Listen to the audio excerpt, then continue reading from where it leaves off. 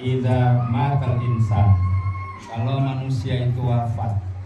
Tapi riwayat kedua ada yang mengatakan idza mata bunu Adam, kalau anak cucu Nabi Adam itu wafat, in qata'a amaluhu illa min thalathin, maka putuslah semua amalnya kecuali 3 perkara. Dari 3 ini nanti yang terakhir yang saya mau bahas. Yang pertama adalah shadaqatin jariyatin, sedekah jariyah. Sedekah jariyah itu kalau kita terapkan dalam kehidupan kita itu yang kita sebut dengan wakaf. Itu sedekah jariyah. Kemudian yang kedua ilmu yuntafa'u bihi, ilmu yang bermanfaat. Dan yang ketiga adalah waladun sholihin yad'u. Apa yang menarik dari kalimat terakhir dari apa yang disampaikan oleh Nabi?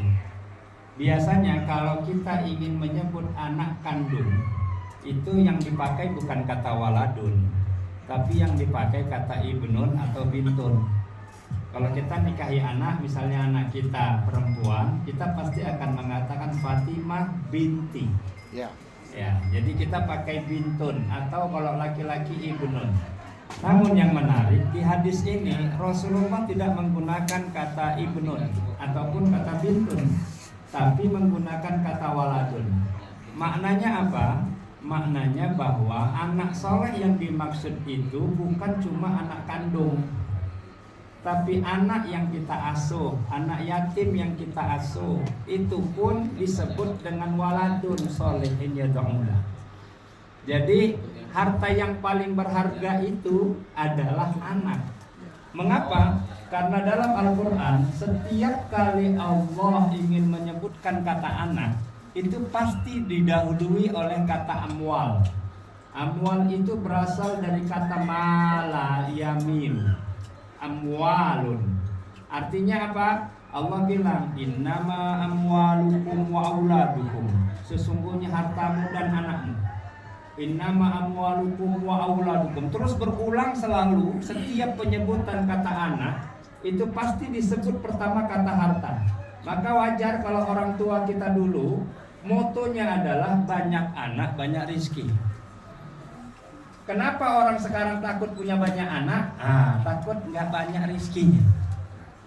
Itu berkaitan dengan apa? Tauhidullah. Nah karena itu kata Nabi, satu saat Nabi ditanya, ya Rasulullah, siapakah wanita yang mandul itu? Ternyata Nabi tidak menyebutkan bahwa wanita mandul itu bukan wanita yang gak punya anak. Tetapi kata Nabi, yang mandul itu adalah wanita yang punya anak, orang tua yang punya anak, tapi anaknya tidak bisa mendoakannya ketika dia kembali menghadap Allah Subhanahu wa Ta'ala. Mungkin di antara kita anaknya banyak, tapi coba cek satu persatu. Di antara sekian banyak anak kita, siapa yang bisa mendoakan kita nanti? Bukankah kita menyaksikan banyak hal? Kalau ada orang tua yang wafat, padahal anak laki-lakinya ada 6, anak laki-lakinya ada 2, tapi yang nyolatin tetap aja ustaz. Padahal afdolnya yang menyolatkan itu adalah harusnya anaknya. Maka kita boleh cek and recheck nanti di rumah masing-masing. Di antara 3 anak kita, 4 anak kita, siapa salah satu anak kita nanti yang bakal bisa mendoakan kita? Itulah yang disebut dengan anak, waladun katanya. Waladun solehin yad'ulah. Anak yang soleh yang bisa mendoakan kedua orang tuanya. Apa guna harta bapak ibu banyak? Nggak dibawa. Betul. Na'udzubillah, kalau hati-hati, harta itulah yang menjadi perebutan oleh anak-anak kita. Mereka sibuk berebut harta kita, tapi lupa akan kita di alam kubur. Ini persoalan besar di kita. Maka mari kita bertanya, benar nggak kita udah punya anak? Benar nggak kita sudah punya keturunan? Jangan-jangan anak yang dimaksud oleh kita itu baru bersifat nasabiah saja, darah daging saja, tapi dia tidak menghasilkan apapun. Bukankah anak itu adalah harta? Kalau anak itu adalah harta, ia harus menghasilkan untuk kita, mulai kita di dunia sampai kita di akhirat. Sama seperti kita menanam pohon. Buat apa kita menanam pohon kalau kita tidak dapat manfaat dari pohon itu? Karena itu ini semua menjadi tanggung jawab besar nih kita-kita yang berada di sini, khususnya kaum laki-laki nih, kaum bapak. Kita yang ditanya Allah. Istri kita mah nggak ditahannya, Pak. Yang ditanya itu kita yang laki-laki. Maka yang paling bertanggung jawab terhadap anak itu adalah kita, laki-laki. Maka 14 ayat di dalam Al-Quran semuanya cerita tentang dialogis seorang ayah kepada anaknya. Perhatikan Nabi Ibrahim, dialognya sama anaknya, Nabi Ismail. Sebuah pengorbanan yang luar biasa. Kata Nabi Ibrahim, Ibrahim itu dapat anaknya panjang, Pak. Bertahun-tahun sudah. Hampir 31 tahun Nabi Ibrahim gak punya anak. Tiba-tiba harus menikah lagi. Meninggalkan istri pertama. Tapi itu ternyata umpan. Begitu nikah dengan istri kedua, dia punya anak Ismail, balik lagi ke istri pertama, baru istri yang pertamanya punya anak. Tapi jangan dijustifikasi. Yang belum punya kayaknya saya harus nikah lagi nih, jangan begitu. Ya, jangan ngambil kesimpulan yang salah. Ya. Tapi ini menarik, artinya apa? Sudah sekian lama penantian itu, tiba-tiba terjadi dialog. Kata Ibrahim dalam Al-Quran disebut inni ara fil manam. Anakku, aku mimpi. Apa mimpimu ayah? Kata Ibrahim, ini azbahuka.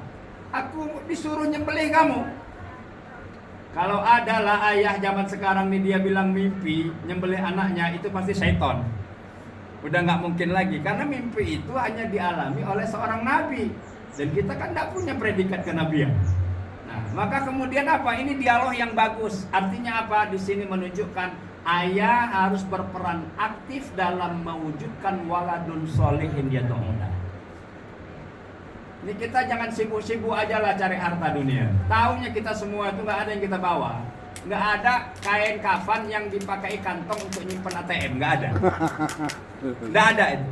Ya, itu menunjukkan kenapa kain kafan kita itu nggak ada kantongnya, nggak ada jahitannya. Itu menunjukkan memang tidak ada yang bisa dibawa dengan kain itu. Kecuali kafan itu saja. Nah, pertanyaannya siapa yang bisa nyelamatin anak-anak kita ini nanti? Kalau dilihat dari senior, kalau emang lihat faktor umur kayaknya abang udah duluan.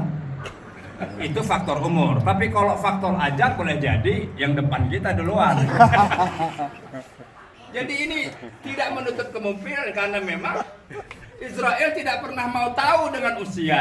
Tidak mau tahu dengan kondisi dan tempat. Pokoknya kalau ada perintah, selesaikan. Itu aja persoalannya.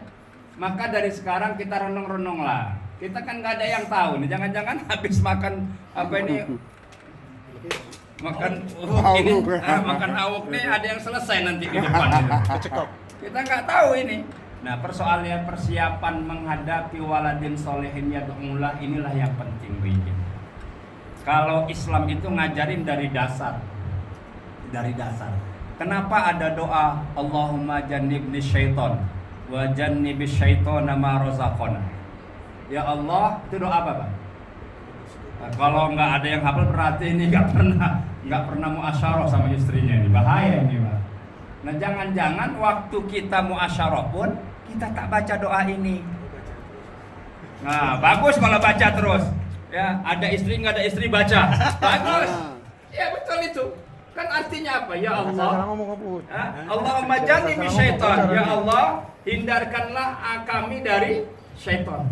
Wa jannibis syaitona ma razaqana. Ya Allah, dan hindarkanlah ya bisikan-bisikan iblis itu dari apa? Dari apa yang kau rizkikan kepada kami? Apa rizki itu? Anak. Anak itu rizki. Nah, jadi ini harus jadi perhatian serius bagi kita. Siapa? Apakah benar kita sudah punya anak? Jangan-jangan kita baru punya anak dalam konteks nasabiah saja, tapi kita belum mempunyai anak yang disebut oleh Nabi waladun solehin gitu. Jadi Pak, kalau nikmatnya, kalau kita ini punya konsep sederhana. Istri itu dari awal sudah komitmen begini. Kalau anak mau minta sesuatu, satu aja patokannya. Apa itu? Kalau belum ada Al-Quran 30 juz di hati kalian, jangan minta apa. Itu orang Aceh dulu sangat kuat-kuat, Pak. Saya ini yang pesantren saya, yang nyantri saya, tapi kok yang lebih pesantren kok istri saya, rupanya karena orang Aceh. Orang Aceh itu walaupun nggak masuk pesantren, tampangnya tampang pesantren semua. Walaupun nggak pernah nyantri, Pak, tapi tampangnya santri semua. Janggutan. Ini kan karena dicukurin aja nih janggutnya. Kalau nggak panjang ya semua nih janggutnya. Itu yang saya bilang ini. Masyayikh semua, syekh semua orang Aceh itu, Pak. Hampir rata-rata saya lihat tuh, Pak. Kalau orang Aceh.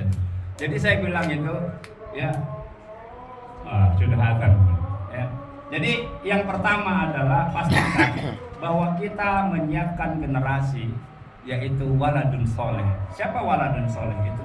Yang bisa mendoakan kita, yang bisa menyolatkan kita. Sekurang-kurangnya kita punya anak pada saat kita tidak ada, anak kita masih bisa mengirimkan hadiah Al-Fatihah.